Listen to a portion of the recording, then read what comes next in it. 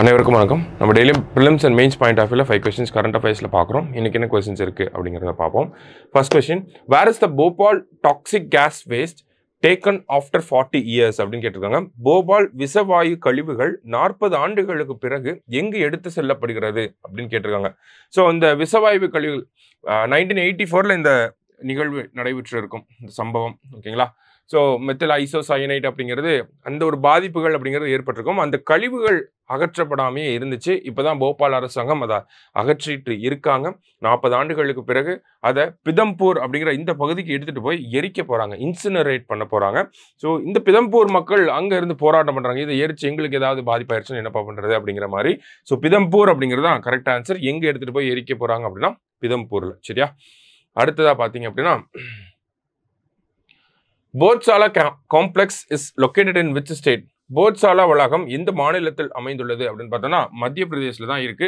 இது ஒரு சர்ச்சைக்குரிய ஒரு இடம். ஓகேங்களா?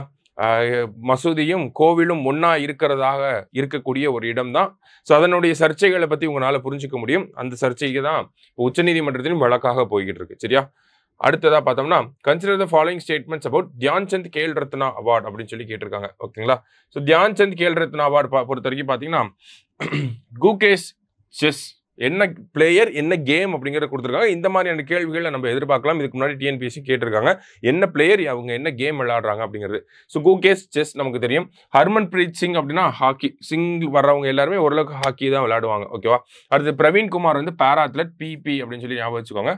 அடுத்தது மனு பாக்கர் ஷூட்டிங். ஓகேங்களா? இங்கே படப்பிடிப்புன்னு இருக்கு, ஆக்சுவலி இங்கே துப்பாக்கி சுடுதல். ஓகேவா? ஸோ 4மே வந்து நமக்கு கரெக்டாக தான் மேட்ச் ஆயிருக்கு. இந்த 4 பேருக்கு தான் தியான்சந்த் கேல் ரத்னா விருது அப்படிங்கிறது வழங்கப்பட்டிருக்கு. சரிங்களா?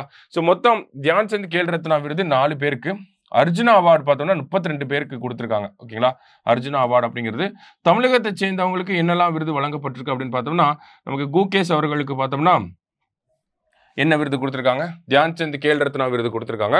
அதை தாண்டி துளசிமதி, நித்யஸ்ரீ மற்றும் மனிஷா இவங்க 3 பேர் பார்த்தோம்னா பாரா பேட்மிண்டன்ல வெள்ளி மற்றும் வெண்கல பதக்கங்களை வின் பண்ணவங்க. சரிங்களா?